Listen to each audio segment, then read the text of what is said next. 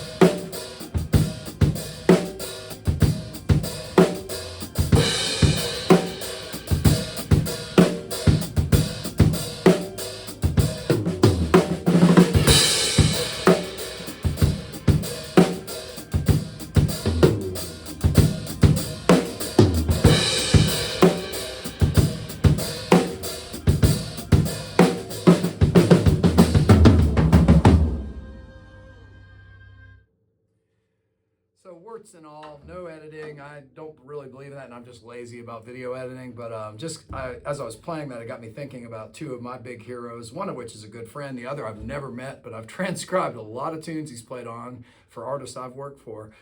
Shannon Forrest would be that guy who I've never met, but I'm a huge fan of, and my dear friend Nir Z, who I believe is still over in Japan right now touring. But they're just the two of the most musical drummers, and add a third who I've met, but I worked for his wife, Keith Carlock. All three of them live here in Nashville. Two of them have played for Toto. Shannon still plays for Toto, and Keith played for him a while back. He's played for everybody.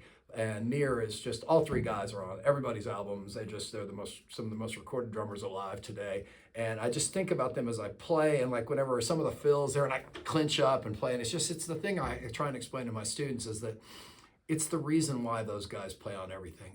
They just never, it's every note is intentional. Every note has shaping dynamics. I can read notes, and I'm kind of sight reading this. I've only played it through a couple times.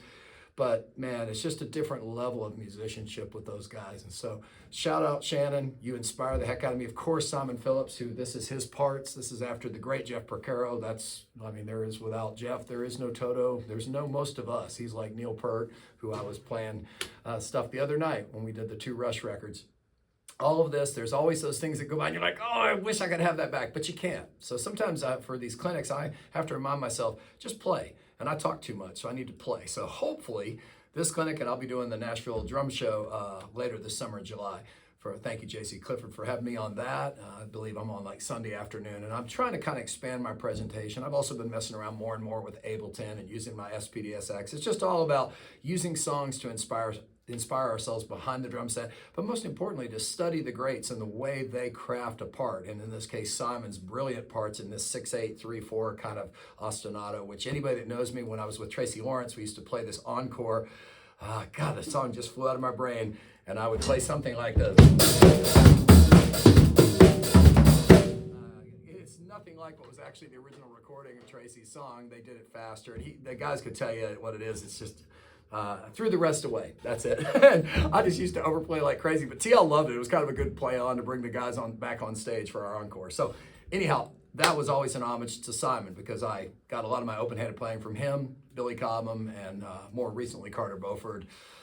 Can't think of Will Kennedy with the Yellow Jackets. And I am left-handed, but I grew up playing more traditional. But I'm playing a lot more open-handed these days. So anyhow, hope you enjoy the video. Thanks a bunch.